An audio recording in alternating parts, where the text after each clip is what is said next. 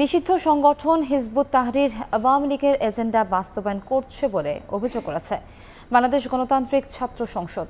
শুক্রবার নিষিদ্ধ সংগঠনের কর্মসূচির প্রতিবাদে রাজু ভাস্কর্যে বিক্ষোভ সমাবেশের আয়োজন করে সংগঠনটি। প্রশাসনের বিরুদ্ধে নানা অভিযোগ তুলে ৪৮ ঘণ্টার মধ্যে হিজবুত তাহরির সঙ্গে সম্পৃক্তদের গ্রেফতারের দাবি জানান বক্তারা। এ সময় দেশের আইনশৃঙ্খলা পরিস্থিতির অবনতির জন্য বিচারহীনতার সংস্কৃতিকে দায়ী করেন গণতান্ত্রিক ছাত্র সংসদের নেতারা।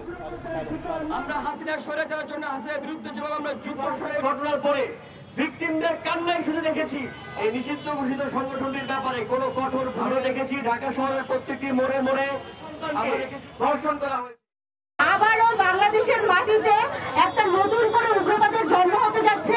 আমরা নতুন এই বাংলাদেশে নতুন করে কোনো উগ্রবাদের জন্ম হতে দেব না। হিজবুত তাহরিরের কার্যক্রম চলতে থাকলেও বাংলাদেশের রাষ্ট্র ব্যবস্থার যতগুলো প্রশাসনিক আইন শৃঙ্খলা বাহিনী রয়েছে, সমস্ত আইন শৃঙ্খলা বাহিনী কিন্তু বাংলাদেশের জনগণের, বাংলাদেশ রাষ্ট্রের নিরাপত্তা দিতে ব্যর্থ হয়েছে। তারা মেয়েদেরকে হেনস্থা করতেছেন।